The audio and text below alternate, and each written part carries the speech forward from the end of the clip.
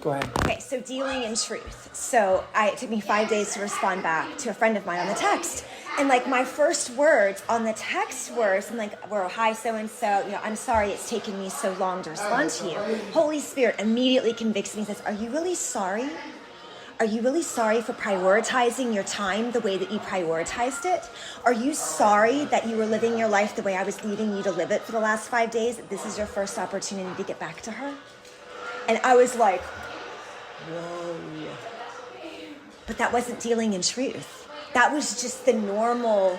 I was just used to being kind. I was used, you know what I'm saying? Like I was just so used to apologizing or used to saying, I'm so sorry. And it was so convicting. Furthermore, another example of it was my boss. I remember my boss, this like a few days later, my boss sent me a text and was just asking me, hey, can you sub for this particular teacher here, and here, whatever.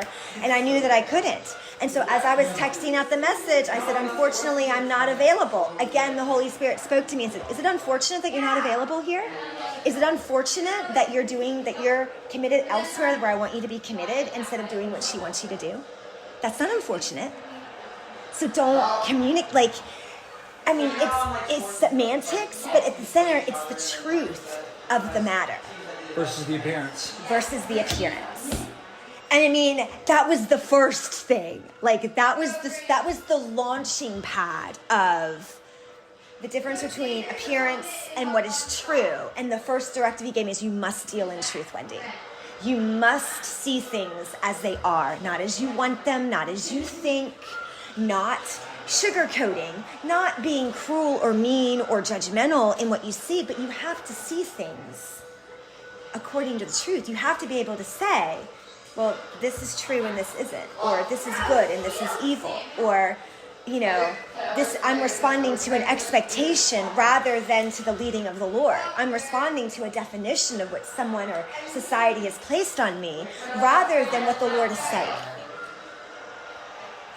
And for me, I did not know how driven I was by definitions, by expectations, by all of this framing. And I didn't even know that's what I was responding to. It's framing that creates a false perception because it's about appearances rather than dealing in truth. Exactly. Yes. But it's evident everywhere. We promote it. We're champions of the look.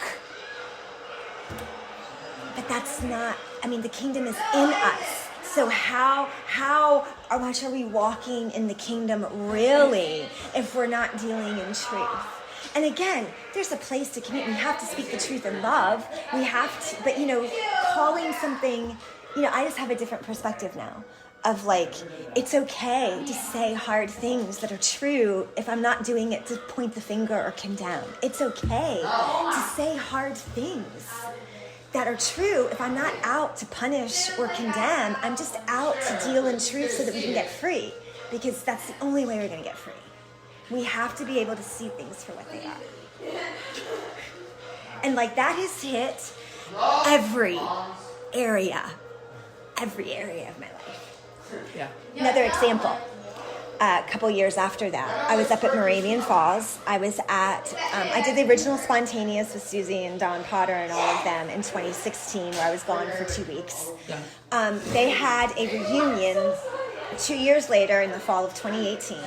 It was the fall of 2018, and it was just like a Wednesday through Sunday kind of gathering. It was really quick or whatever, and it was great, and it was really neat to see how much everybody had changed and just where the Lord was and different things. And there came a point where it was a Friday night, and Susie asked me to lead some of the worship for everybody for that evening, and I was like, oh, that's amazing, that'd be awesome. Well, as soon as I sat down to sit behind the keyboard to lead, I felt like I came under something. I don't know how to explain it. I was all the freedom I'm used to operating in on my own, and when I'm with the Lord, it was completely cut off. It was I don't even know how to describe it, but it was so stark. It was startling. And I had no explanation for it, so I just did my best to do what I did. I had no explanation for it. I got up early, way early. I was so bothered by it because I was like, what is that? So I went out and I prayed. And the Lord told me, he told me exactly what has happened. He said, you've let the church define too many things for you. And when you sat down to lead, you came under the agreement you have with the definition of what a worship leader is and isn't. And it cut your flow. Came under their agreement as to what a worship leader is and is not. I agreed with it. I had my own idea of what a worship leader is and isn't. And I came under all the weight of that in that moment because I was actually in a place of leading worship. Rather, when it's just by myself and I'm just worshiping and I'm just doing, like, I'm not leading worship, but it's like I came into agreement with all this definition of what my function was supposed to be and what it was supposed to look like and what I was supposed to do or not do. I mean, like, all this stuff I didn't even really know that I was agreeing with, but that's how the Lord explained it to me. Yeah. And he's like, and he told me, he's like, you've let the church define way too much for you, Wendy. You've let the church define for you what a godly woman is and isn't, what your ministry is and isn't, what, you know, and he's like, it's all, and he's right, because I used, you know, it's like when you're learning, you go by how you're discipled and how you're taught.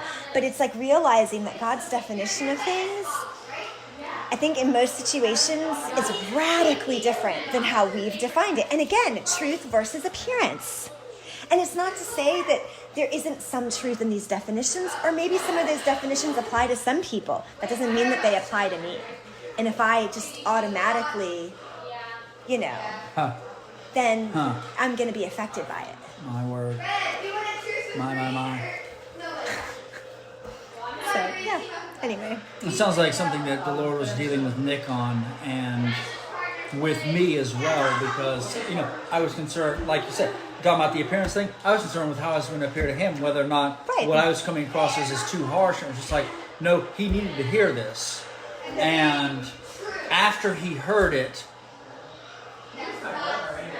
like the vessel of wine or flask of spikenard opened up, and it's just like, that city is not the way it was 4 or 5 years ago. Right. Yep.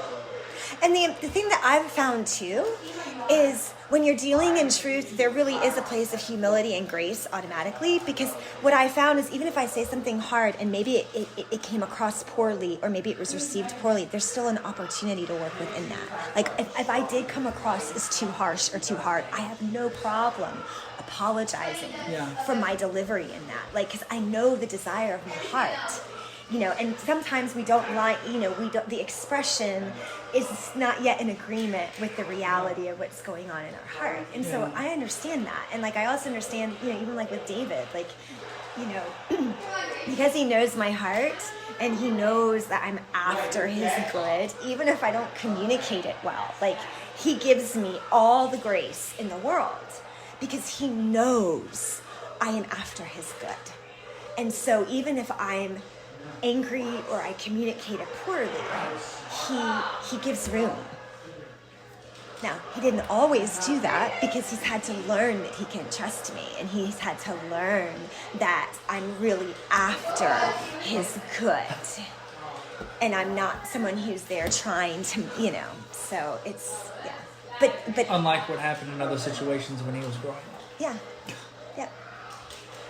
Yep. So it's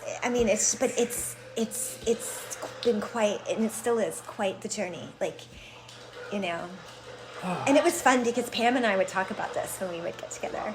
Like when I saw, the last time I saw her, we had some conversations like this, and even the time before that when we had lunch together, like we were, some of these very similar things we would talk about. And it was always precious to me because she made the comment last time we were together. She's like, you realize I can't talk about this with 90% of the people out there. Like if I were to say what we're talking about right now, people would think we're heretics. I was like, yeah, it's refreshing to be able to, you know, talk and not have someone look at you like your head is flying off the handle. You're weird. I don't care. I really don't care. Like I just... The freedom that the truth has provided for me and for David and for our family, like, that's so much more important now. Yeah. Yeah. Yep. You bet.